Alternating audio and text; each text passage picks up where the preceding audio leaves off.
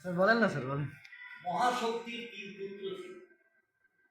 একজনের নাম উগ্র শক্তি, একজনের নাম হচ্ছে অশ্ব শক্তি, আর একজনের নাম হচ্ছে আপনার অনেক শক্তি। তার তিন ছেলে, তার সেই সেই মহারাজের অনেক বড় সম্পত্তি ছিল, বিশাল দাক্ষিণাত্য মালভূমি অঞ্চল, ছোটনাথপুরের কিছুটা অংশ, বিরাট অঞ্চল জুড়ে তার একটা রাজত্ব ছিল। কিন্তু এই তিন ছেলে কোনোদিনও তারা কিন্তু রাজ্য নিয়ে ভাবত না, কোনোদিনও তারা ভাবত না। রাজার মনে খুব দুঃখ হল।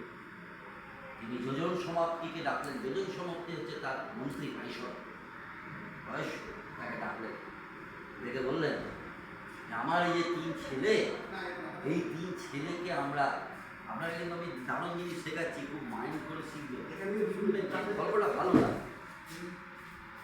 এই যে আজকের দিনে পলিটিক্সটা দেখেন, সেটা জন্মটা খুব ছেড়ে দেখেন ভালো লাগে।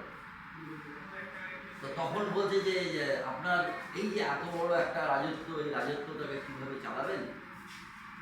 আমার তো ছেলেগুলো মানুষ হলো না, আর আমার ছেলেগুলোকে মানুষ করার জন্য আমাকে একটা বুদ্ধি দেয়। তো বলছে যে আপনাকে কোনো কারোকে গুরু হিসেবে শিক্ষা দান করতে হবে। বলে এদেরকে গুরু হওয়ার কেউ নেই। কেন? বলে দেখো, এই উগ্র শক্তি সমস্ত রাজ্যে তার উগ্রতা দিয়ে, তার উগ্র চণ্ডার রূপ দিয়ে প্রজাদের বশীভূত করে।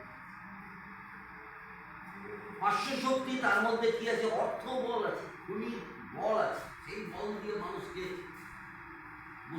বশ্য করতে চায়। অনেক শক্তির মধ্যে উগ্রতাও আছে আর অর্থও আছে, তারা দিয়ে সেইটাকে রাজত্বটাকে তারা আয়ত্ত করে। এইভাবে হয় না, রাজত্ব এইভাবে হয়। তুমি তাহলে এমন একটা বুদ্ধি বার করো, যে বুদ্ধির মাধ্যমে আমি আমার এই রাজত্বটাকে পরিচালনা করতে পারবো, এবং আমার তো বয়স হচ্ছে, তাহলে ছেলেগুলোকে আমি মানুষ দেখো। দেখো সেই যোজন সমাপ্তি, তিনি দুদিন পরে এসে রাজার সামনে দাঁড়িয়ে বললেন, একজন আছে, তিনি করবেন কিনা আমি তাকে বলতে পারছি। রাজা লোক পাঠালেন, দূরে এক বড় বৃক্ষের তলায় তার একটা আবাস আছে, সেইখানে তাকে ডেকে পাঠালেন। এলেন, হ্যাঁ, 80 বছর তাকে ডেকে পাঠানো। তিনি না, তার নাম হচ্ছে বিষ্ণু শাস্ত্রী। ডেকে পাঠিয়ে বলা হলো যে তুমি এদেরকে শেখাতে পারবে? তখন তিনি বললেন, আমি 6 মাসের মধ্যে যদি এদেরকে শিক্ষা দিতে না পারি, আমার গুরু হিসেবে কোনো মর্যাদা পৃথিবীতে আর থাকবে। 5খানা বই লিখে এইবার ঢুকলেন অর্থশাস্ত্র। এতক্ষণ কিন্তু বহুচন্ডিকা হলো, এবার অর্থশাস্ত্র। 5টা বইয়ের মধ্যে প্রথম হচ্ছে মিত্রভেদ। রাজনীতি কি? আপনার সঙ্গে যে লোকটা বেশি মিত্র, আপনি যাকে খুব কাছের মনে করেন, সেই লোকটার মধ্যে একটা ভেদ তৈরি করে।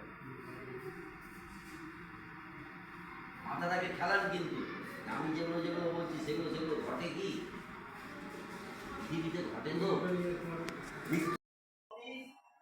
মিত্রভেদ, মিত্রভেদ মানে যার সঙ্গে প্রচন্ড বন্ধুত্ব আছে। তোমাকে যদি রাজনীতিতে টিকে থাকতে হয়, এসব দেশ যদি শাসন করতে হয়, মিত্রভেদ। এর কিন্তু অনেক গল্প হয়, একদিনে শেষ হবে না, বিশাল চলতেই থাকবে। দুই হচ্ছে মিত্র প্রাপ্তি, যাদের মধ্যে অহিনুকুল সম্পর্ক। সিংহ আর বৃষ, অহিনুকুল সম্পর্ক, তাদের মধ্যে মিত্রতা তৈরি হয়।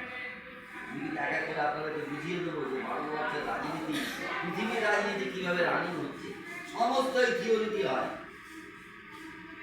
3 নম্বর হচ্ছে অপান্তেয় করুণা। কিরকম? সেটা হচ্ছে যে আপনি লোককে ভালোবাসা শুরু করুন। ভালোবেসে লোককে বশ্যতায় আনুন, তারপরে আপনার উগ্র রূপ দেয়। আগে ভালোবেসে লোককে বশ্যতায় আনুন, লোককে কিছু দিয়ে বশ্যতায় আনুন, তারপরে আপনার উগ্র রূপ দেয়। তারপরে হচ্ছে এইটা হচ্ছে বায়স্য শক্তি। বায়স্য শক্তিটা কি? কাক। বায়স্য মানে কাক। কাক কি করে? কাক স্পাইয়ের কাজ করে। আপনার বাড়িতে মাছ হচ্ছে কি মাংস হচ্ছে, এটা কে খোঁজ রাখে? কাক। যখনই আপনি বাড়িতে কিছু উঠোনে বসে, আগেকার দিনের কথা ভাবুন, আপনার সেই বাড়ি নয়, ফ্ল্যাট বাড়ি নয়, কাক কিন্তু সমস্ত কিছু দেখে। কাক কিসের কাজ করে? না, স্পাইয়ের কাজ। তাহলে দেশকে যদি তুমি টুকরো টুকরো করে অন্য দেশকে যদি গ্রুপে আনতে চাও, মানে দিক করতে চাও, তাহলে তোমাকে বায়সপূর্ণ হতে হয়। তোমাকে কিন্তু স্পাই দিতে হবে। চার হচ্ছে দৌর্দণ্ড করা। তোমার এমন অক্ষহীন সেনানি থাকবে, এমন তোমার সামরিক বল থাকবে, যে সামরিক বলের মধ্যে দিয়ে তুমি সবাইকে করায়ত্ত করবে। 5খানা বই। এই 5খানা বই হচ্ছে অর্থশাস্ত্রের মূল। অর্থশাস্ত্র কিন্তু চাণক্য লিখেছেন বলে, কিন্তু চাণক্যই যে কৌটিল্য এটা কেউ জানে না। কৌটিল্য নামটা এসছে অর্থশাস্ত্রটা একটা সুরেলা ভাবে লেখা হয়েছে, একটা একটা করে লাইন, তার অ্যানালিসিস। মিত্রভেদ, প্রথমেই বললাম মিত্রভেদ। দেখুন, দুটো শক্তির মধ্যে যখনই আপনার পাড়া প্রতিবেশীর মধ্যে দুই বাড়ির খুব মিল হয়, আপনার মাঝে মাঝে মনে হয় মিলটাকে যদি ভাঙতে পারি তাহলে আমি কিন্তু শান্তি দেব। মিত্রভেদ, মিত্র প্রাপ্তি। ভেবে দেখুন, কংগ্রেস সিপিএম দুটো আলাদা মেরু। কি করা হলো? এমন ভাবে প্রেশার দেওয়া হলো যে কংগ্রেস সিপিএম কিন্তু এখন মিত্র। তাহলে কি হলো? দুটোরই শক্তি হ্রাস পেল। দেখুন, একই থিওরিতে চলছে। আপনারা কি জানতেন, আমরা কি জানতাম? আমেরিকার সঙ্গে রাশিয়ার দারুণ মানে ওইরকম সম্পর্ক। এখন রাশিয়া কিন্তু আমেরিকাকে তার টেকনোলজি দিচ্ছে, আমেরিকা রাশিয়াকে তার টেকনোলজি। সম্পর্কটা কিন্তু শিথিল হয়ে গেছে, বরফ বলতে শুরু করেছে। আমরা ভাবছি বরফ বলতে শুরু করেছে, কিন্তু ওই চিন্তা ভাবনা। বায়স্য কুম্ভক কি বলেছিলাম আপনাদেরকে, যে স্পাইগিরি করতে হবে। আপনি কি জানেন ভারতবর্ষের কত লোক বিভিন্ন দেশে স্পাইগিরি করে? তারা স্পাই, তারা ভারত সরকারে, তারা ওই দেশের নাগরিকত্ব নিয়েছে, ওই দেশের লোক হয়ে গেছে। তার মধ্যে আমাদের অন্যতম উদাহরণ হচ্ছে অজিত ডোভাল, যিনি পাকিস্তানের স্পাই হিসাবে 16 বছর কাটিয়েছে।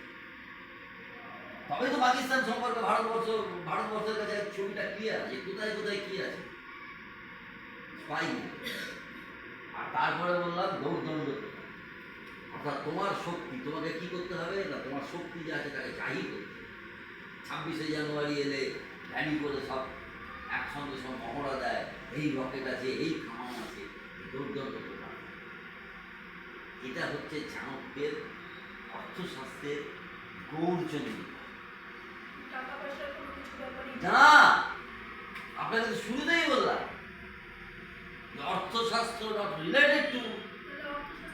এই অর্থ কথাটির অর্থ হচ্ছে মানুষের সঙ্গে যেটা রিলেটেড থাকে সেটাকেই বলছে, সেটাকেই অর্থ বলছে।